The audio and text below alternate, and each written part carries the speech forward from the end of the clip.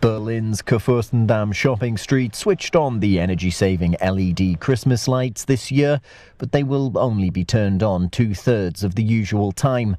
Even as authorities look to tighten purse strings, local leaders say traditions are important. 2022 has been a tough year for many in Germany. By mid-July, the charity Tafel Deutschland said that over 2 million people were using food banks, a doubling of demand over 2 years. Meanwhile, many fear the situation will get worse amid rising inflation. I believe you can't say it often enough. There is a dramatic social crisis which will likely get worse over the coming months. I don't think we've seen the end yet, especially in regard to inflation and prices, which hit people with low incomes the hardest by far. And in a change of fortune for Europe's economic powerhouse, there are fears over energy security. Berlin charities have begun advising people on how to cope with blackouts. Lessons on how to cook a meal, stay hydrated, and even look after pets were on the curriculum for a generation of Germans who have never known what it is like to be without power. If the electricity goes out, then absolutely nothing works anymore.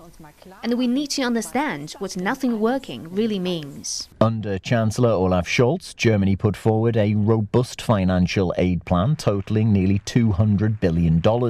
This includes an energy price cap for businesses and consumers starting in 2023 and paying the gas bill for every home in Germany in December. He is confident the country has the resources to get through the winter. Germany's energy security for this winter is probably guaranteed.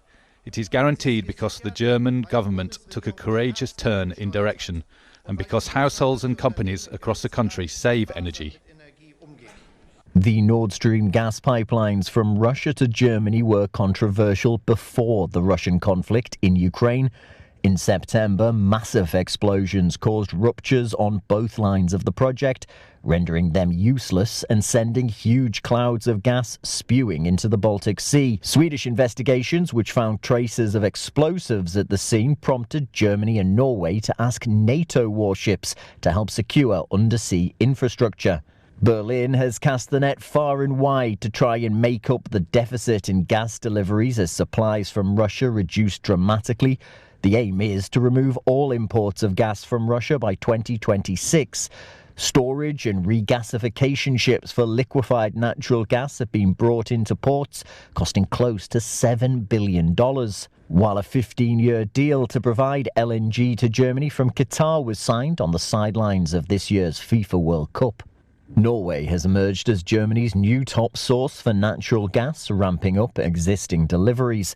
Wintershall, Germany's largest oil and gas producer, has announced just over $800 million in additional investment in the Norwegian continental shelf.